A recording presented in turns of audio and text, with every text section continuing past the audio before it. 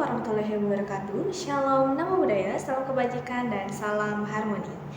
Baik, sebelumnya, perkenalkan nama saya Nilo Putu Aryasuni Dewi dengan NIM 2311011016, absen 9 dari kelas IKIBK semester 4. Pada kesempatan kali ini, saya akan mempraktikkan video dari LPLBK dengan 4 teknik, yaitu teknik inokulasi, restrukturisasi kognitif, talk stopping, dan teknik reframing, yang mana nanti akan dengan setting yang berbeda-beda, dimulai dari setting bimbingan klasikal, bimbingan kelompok, konseling kelompok, dan konseling individu.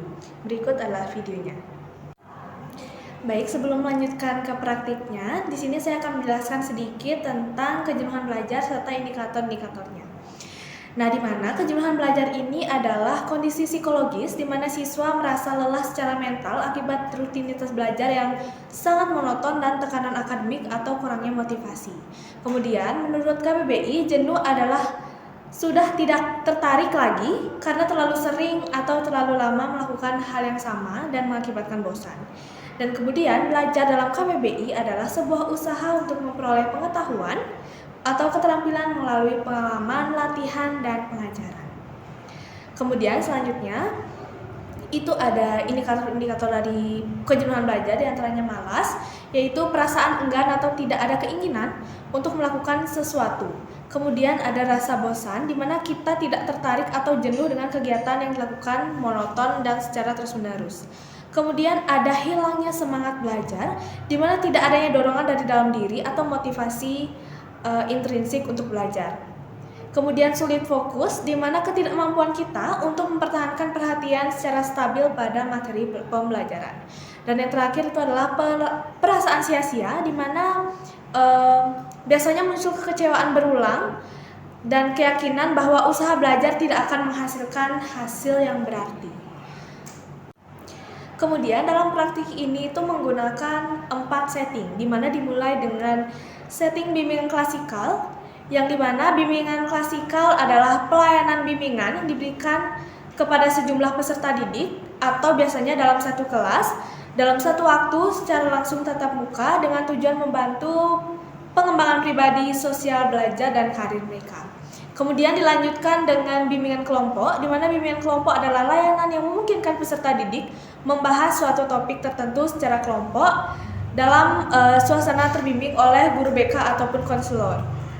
Kemudian selanjutnya itu dilanjutkan dengan konseling kelompok, di mana konseling kelompok ini adalah layanan bantuan melalui proses terapeutik dalam kelompok kecil dari 6 hingga 10 orang yang difasilitasi oleh konselor untuk membantu anggota kelompok memahami dan mengatasi masalah pribadi, sosial, dan emosional secara mendalam.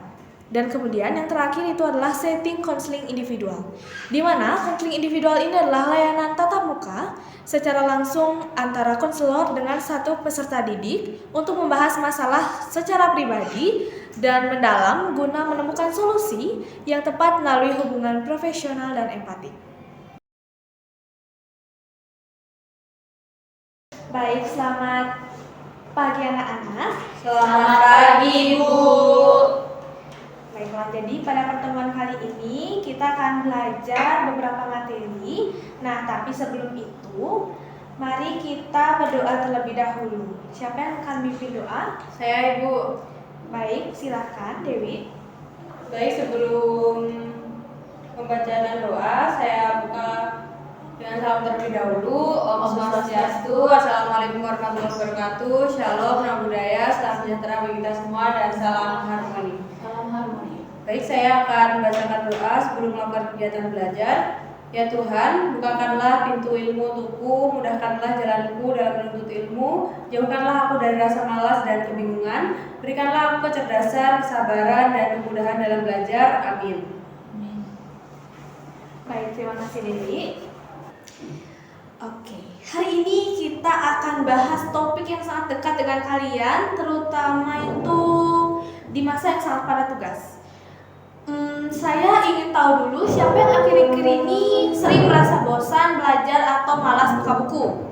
Saya, Bu. Oke, Yohana, itu sebenarnya sangat wajar ya, dan itu dinamakan dengan kejenuhan belajar. Tapi kalau dibiarkan itu memang sangat berbahaya. Hari ini kita akan belajar cara mengatasinya dengan teknik yang sederhana tapi efektif. Namanya talk stopping. Ada yang pernah dengar sebelumnya? Belum pernah sih Bu, maksudnya itu gimana ya? Oke, Depi, bagus sekali. Oke, saya jelaskan singkatnya saja ya. Talk stopping itu artinya menghentikan pikiran negatif secara sadar. Jadi, saat kamu mulai merasa aku malas belajar atau belajar ini sia-sia, kamu bisa langsung sadar, berhenti berpikiran itu dan ganti dengan yang lebih positif dan realistis. Sekarang saya butuh 2 relawan sebagai contoh.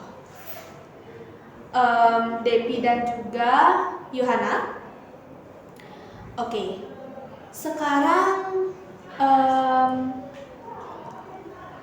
salah satu dari kalian bayangkan kalau kamu pulang sekolah ada PR matematika, tapi kamu mikir, duh PR-nya susah banget dan malas ngerjain.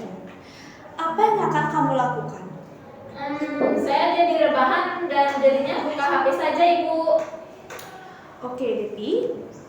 Nah, sekarang kita gunakan teknik talk stopping. Begitu muncul pikiran itu, katakan pada diri sendiri kata stop dan tambahkan dengan isyarat tangan yang menepis, lalu ganti dengan pikiran alternatif.